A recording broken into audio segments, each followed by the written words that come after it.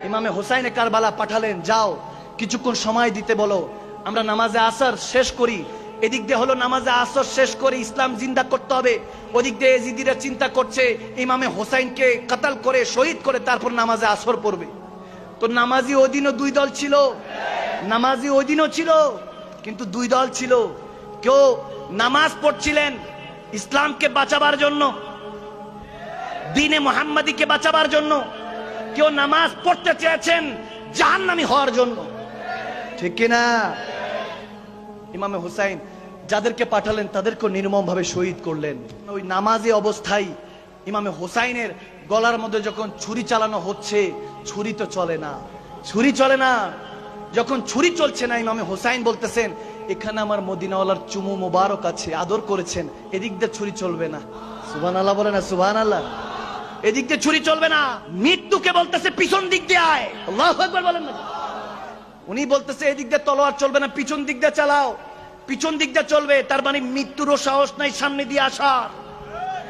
আরে বুঝলে তোমার হাবা, না বুঝলে আরো শুনে, মৃত্যুর ওই সাহস নেই, মালাকুল মউতের ওই সাহস নেই সামনে আসার ইমামে হোসাইনে। কি বুঝেন, কি বুঝেন?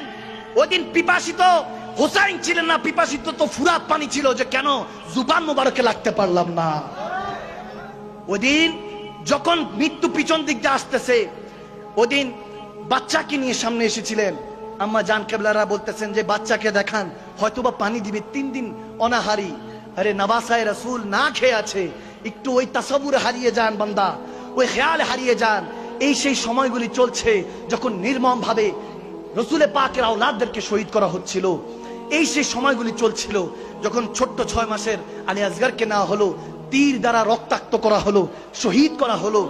উফ করার সুযোগ পেলেন না, উফ করারও সুযোগ পেলেন না।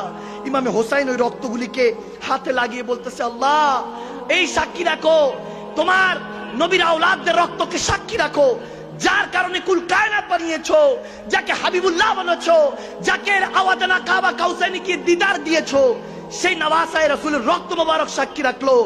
উম্মতে মুস্তাফাকে মাফ করে দিও আল্লাহ। তিনি সেদিন এই হাতের রক্ত নিয়ে, আলী আসগরের রক্ত মোবারক নিয়ে আল্লাহকে দেখিয়েছেন, আল্লাহ ক্ষমা করে দিও। যখন এভাবে বলছেন, ইমামে হোসাইন শাহাদাতের জাম পান করলেন। হাদিসে এরকম এসেছে, আব্দুল হক মুহাদ্দিস দেহলভী রাদিয়াল্লাহু তাআলা আলাইহি রাহমার বড় সাহেব যাদের এটা বর্ণনা করেছেন, এরকম এসেছে যখন দামেস্কের উদ্দেশ্যে আমার ইমামে হোসাইনের যখন সর মোবারক তীরের মধ্যে আগার মধ্যে নিয়ে যাচ্ছে, তখন একটা উটের সামনে, ঘোড়ার সামনে ইমাম হোসাইনের সর মোবারক নিয়ে যাওয়া হচ্ছে। এর আগের ঘটনা আমার বলার মতো সাহস নেই, আমি সহ্য করতে পারবো না। পার্সোনালি মাকদুম সালমাদানি কি বর্বরতা চালিয়েছে আমার সাহস